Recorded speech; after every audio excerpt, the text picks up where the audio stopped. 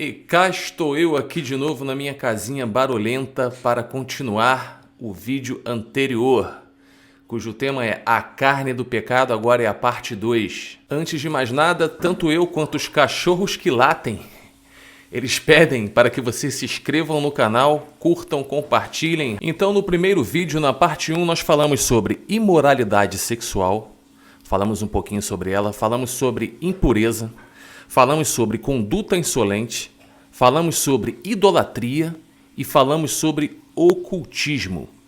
E agora nós iremos falar sobre inimizades. Alguém discorda que criar inimigos é uma das piores coisas que existe? Deus não prega inimizade, ele prega amizade, ele prega proximidade, ele prega amor ao próximo. Nenhum de nós fomos feitos para viver em discórdia. Jesus amou tanto Lázaro que o fez ressuscitar. Barulho de água, agora a mulher ligou a máquina de lavar. E já que estamos falando de inimizades, agora Tiago, capítulo 4, do 1 ao 4. De onde vêm as guerras e as lutas entre vocês? Não vêm dos seus desejos carnais que travam um combate dentro de vocês? Vocês desejam, mas não têm. Continuam a assassinar e a cobiçar, mas não conseguem obter o que querem. Continuam a lutar e a guerrear. Vocês não têm porque não pedem. Quando pedem, não recebem, porque estão pedindo com o objetivo errado, para gastar nos seus desejos carnais. Adúlteras, vocês não sabem que a amizade com o mundo é inimizade com Deus? Portanto, quem quer ser amigo do mundo faz de si mesmo um inimigo de Deus. Os capítulos 18 e 19 do primeiro livro de Samuel relatam uma das grandes inimizades registradas na Bíblia, em que o rei Saul tenta matar Davi algumas vezes. Sugiro que consigam uma Bíblia e que leiam porque é muito interessante. Agora vamos falar sobre as brigas, outra obra da carne lá citada, relatada na Bíblia, né? Vocês vão perceber que todas estão interligadas, né? Acabamos de falar de inimizade, agora estamos falando das brigas. Elas são totalmente conectadas.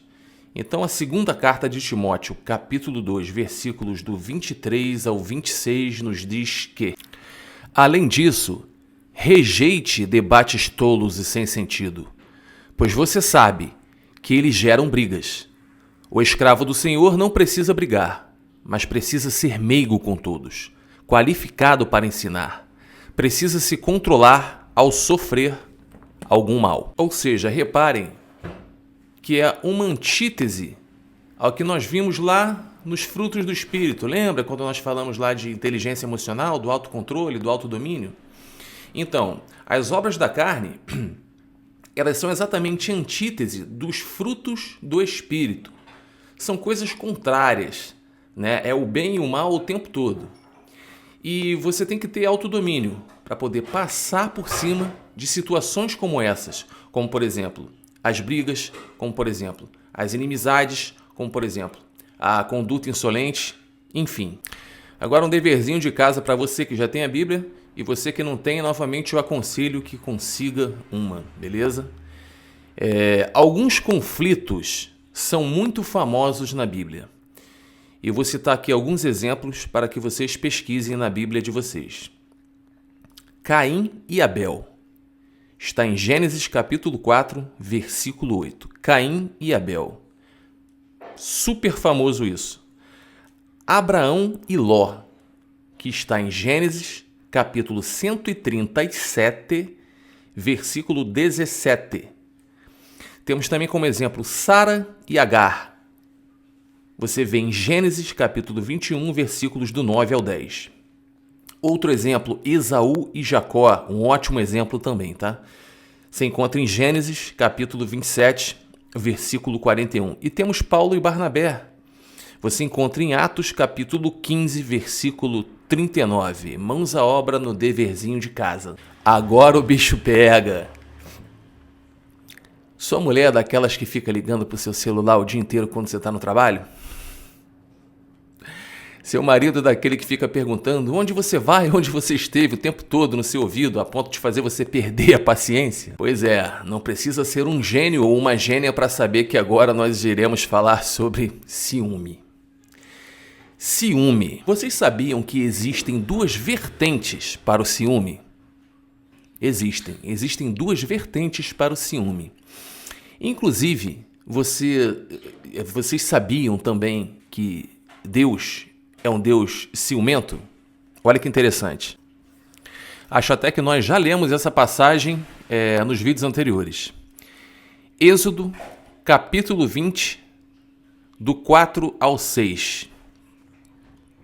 Não faça para você imagem esculpida, nem representação de algo que há nos céus, em cima, ou na terra, embaixo, ou nas águas abaixo da terra.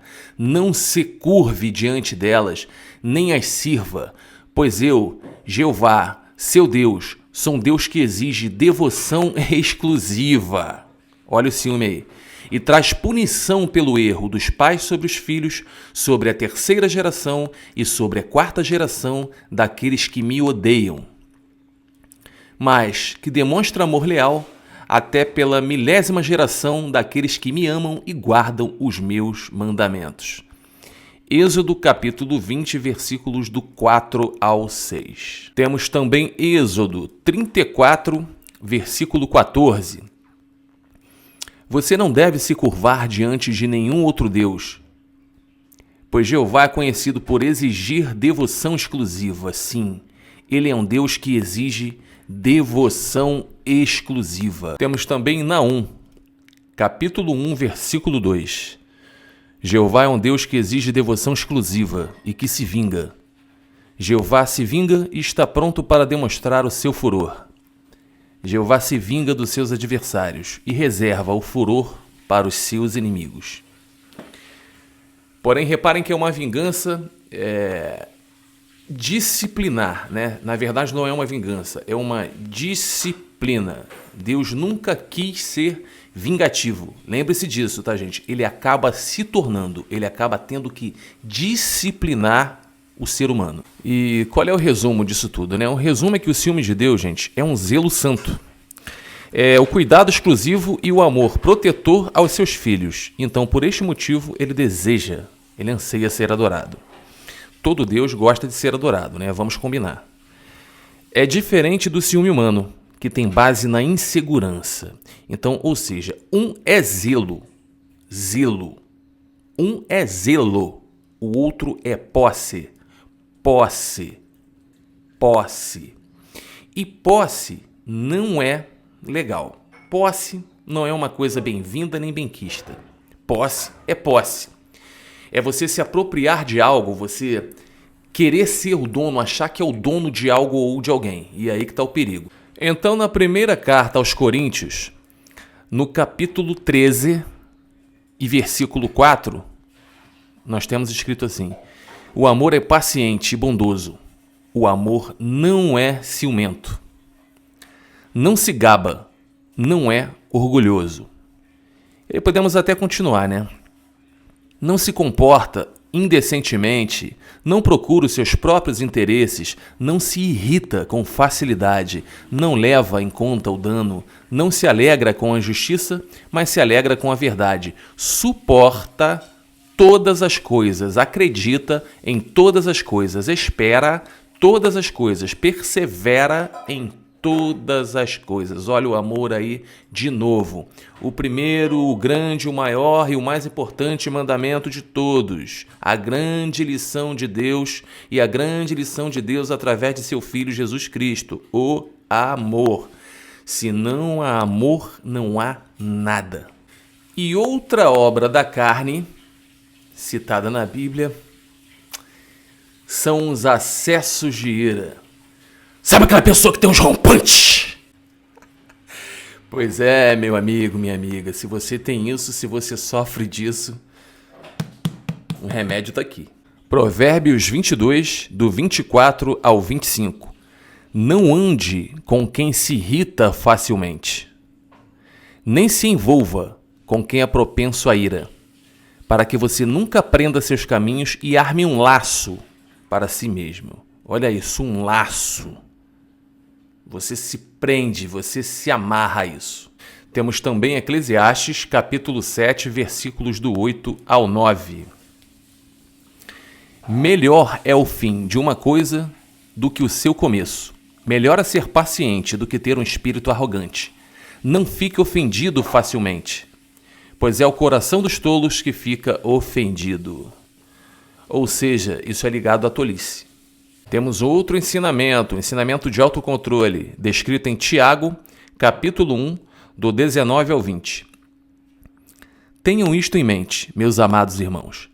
Todos devem ser prontos para ouvir, mas devem demorar para falar, e demorar para ficar irados, pois a ira do homem não produz a justiça de Deus.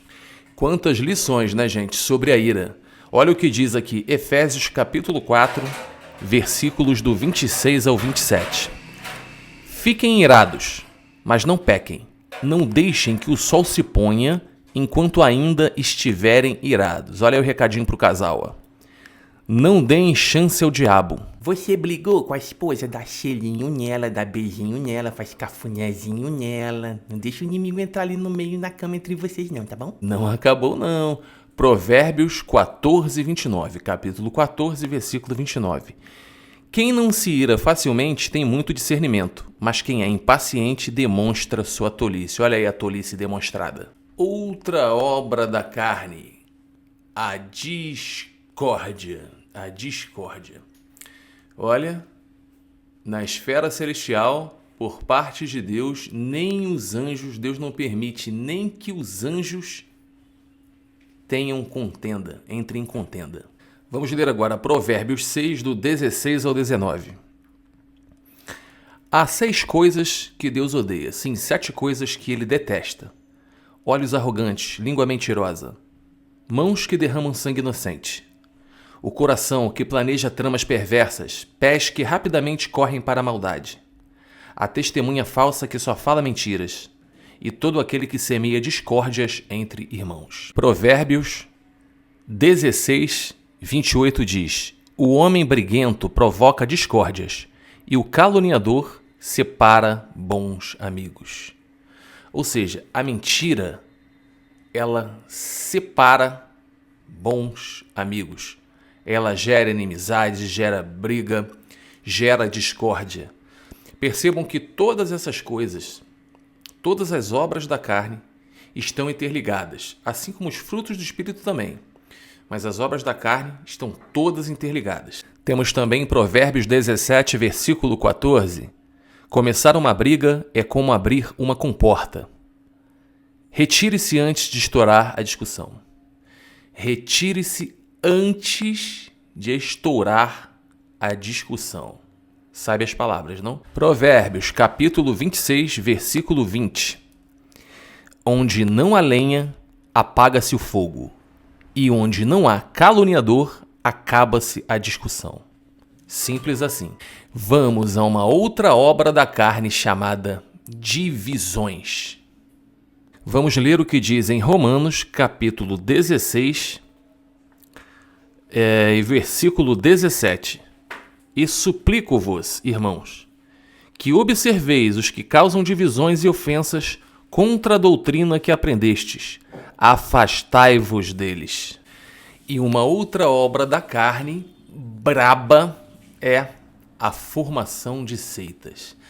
Falar sobre seitas é uma coisa complexa, porque envolve a deteriorização da palavra de Deus em favor dos praticantes desse grupo, dessa seita. E a formação de seitas, ela está diretamente ligada ao mundo espiritual, porque ela tem profunda ligação com o ocultismo, tá? A maioria delas.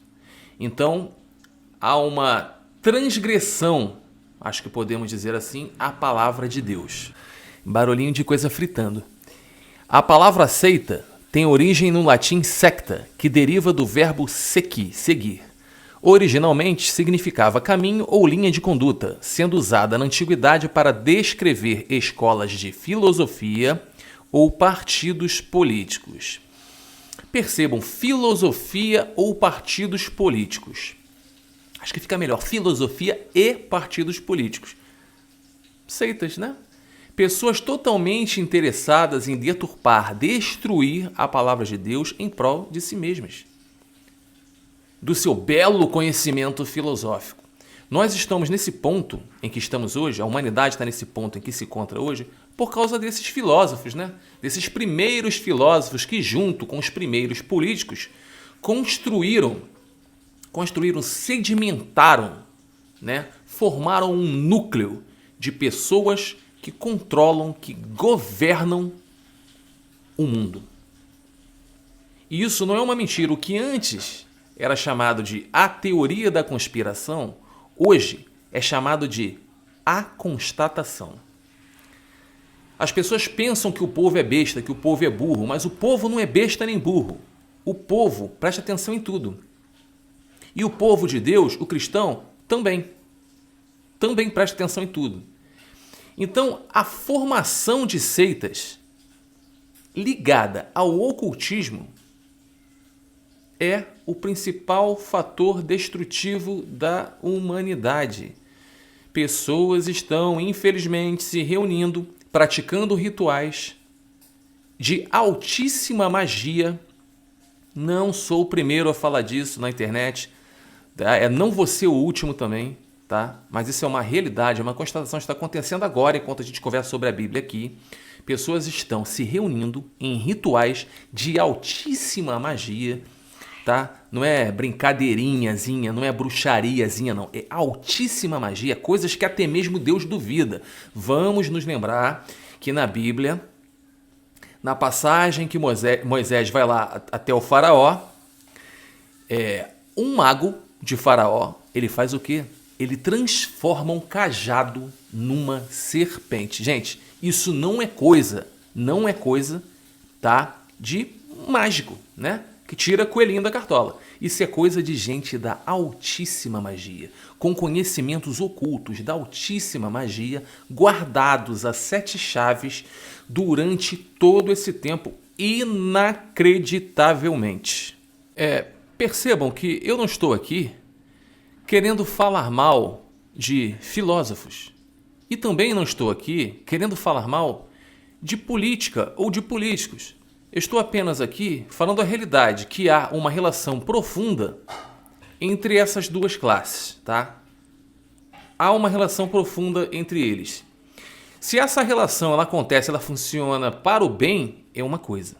O problema é quando essa relação passa a funcionar e a trabalhar para o mal. Há, por exemplo, filosofias muito legais, você pode tirar vários proveitos delas, desde que não destruam a palavra de Deus. Olha só o que diz em Êxodo, capítulo 7, versículos de 10 ao 12.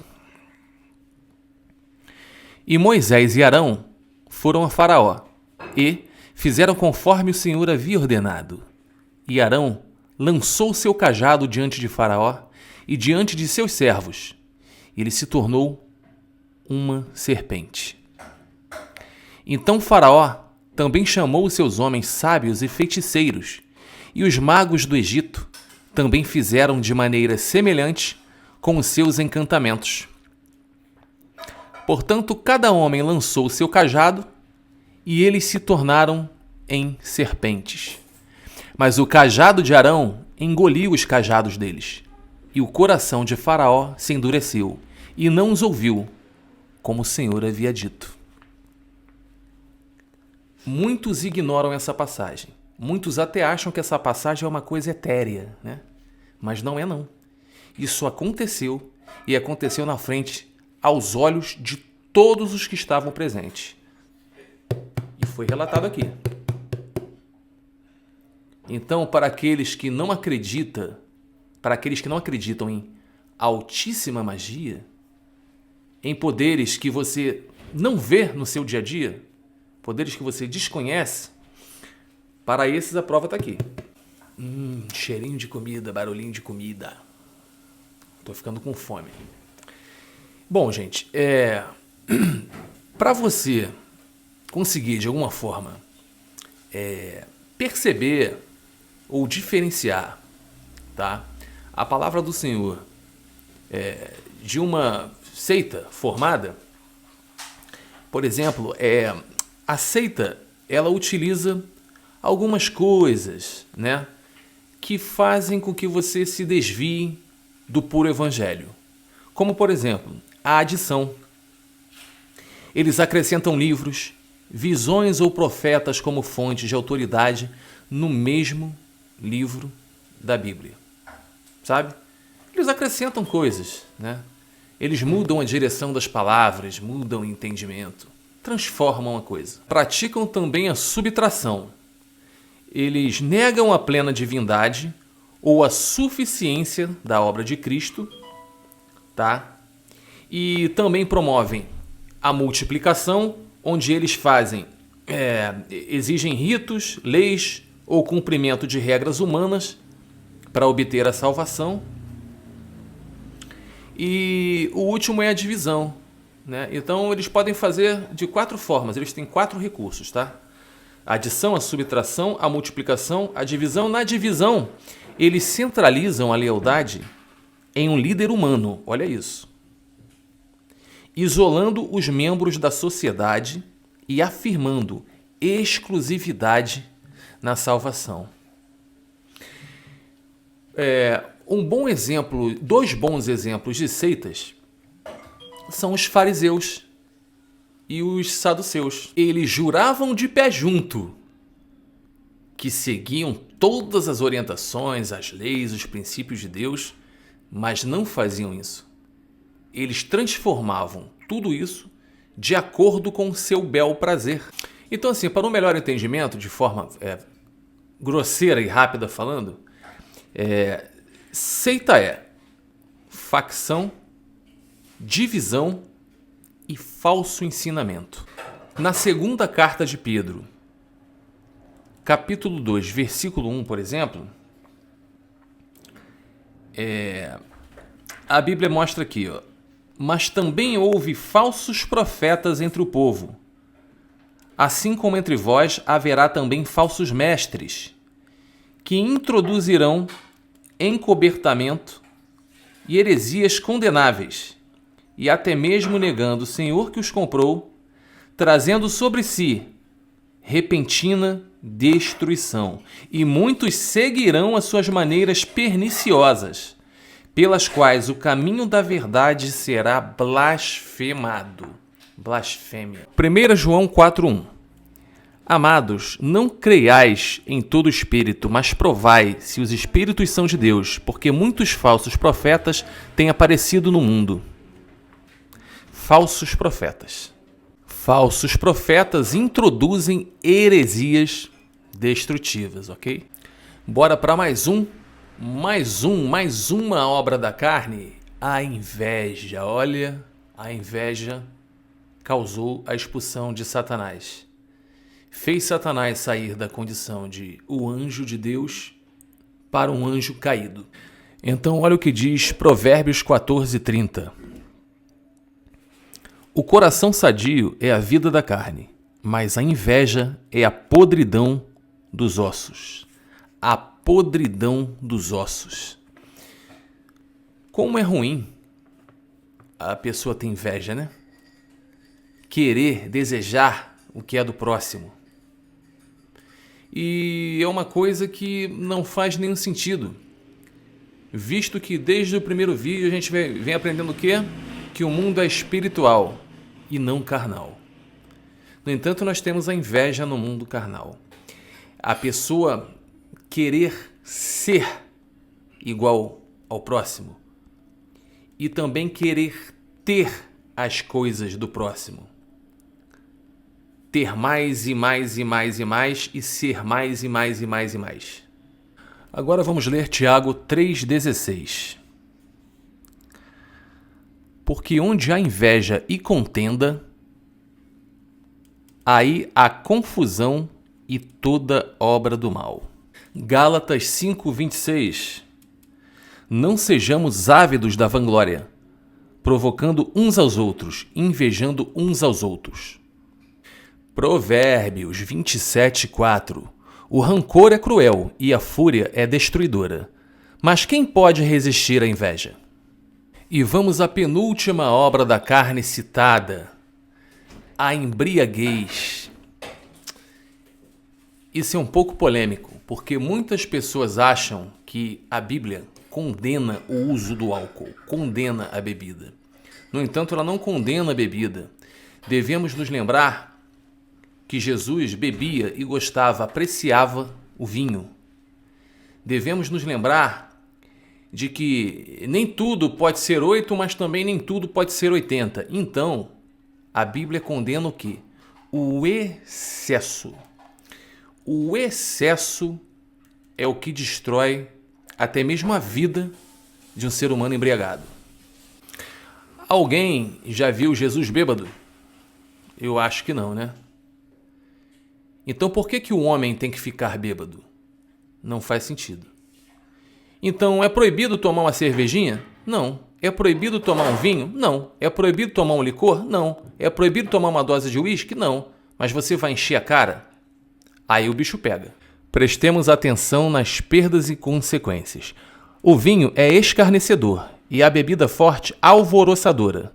E todo aquele que neles errar não é sábio. Devassidão e controle, por exemplo. E não vos embriagueis com vinho, em que há contenda, mas enchei-vos do Espírito. Obras da carne. A embriaguez é classificada como obra da carne, excluindo os que praticam habitualmente do reino de Deus. Temos exemplos práticos na Bíblia? Sim, nós temos.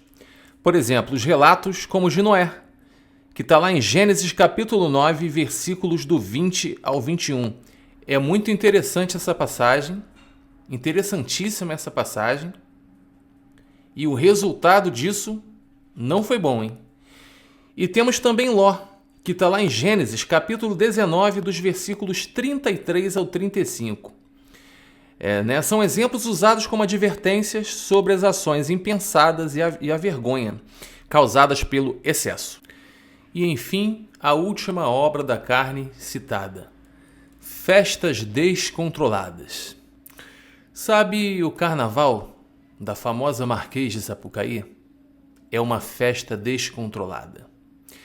Festas juninas, você também pode considerar que é uma festa descontrolada. Embora tenha ali um apelo familiar, uma coisa cultural, ela é uma festa descontrolada por causa da origem dela, tá? Então ela é uma festa descontrolada. Showzinhos lá na orla de Copacabana, lá no Rio de Janeiro, esses, cheios dos rituais. Festa descontrolada. Festas raves, Festas descontroladas.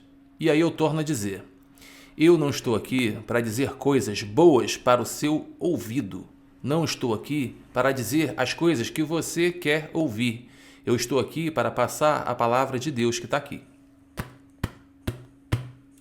Então isso não é uma opinião pessoal minha. Não é nenhum tipo de discurso de ódio. E também também não tenho nada contra, tá? Pessoas que estejam num caminho errado e que continuam a fazer esse tipo de coisa. Eu não tenho nada contra essas pessoas. Porém, eu sou obrigado, Deus me cobra, a chegar e a dizer para essa pessoa, para essas pessoas, que elas precisam sair. Elas precisam dar a minha volta. Por quê? Porque o que está por vir não é nada bom. E já está na beirinha. E não é nada bom. Então a gente vem falando, a gente vem advertindo. E não por nossa conta, não por conta própria.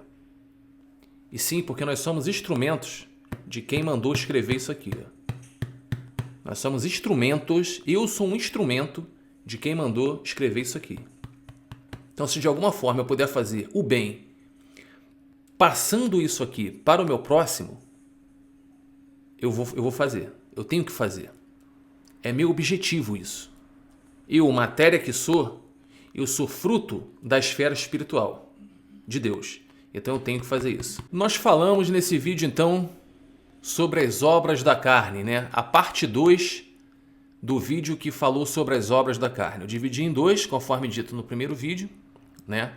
A carne do pecado, parte 1, e a carne do pecado, parte 2, tá?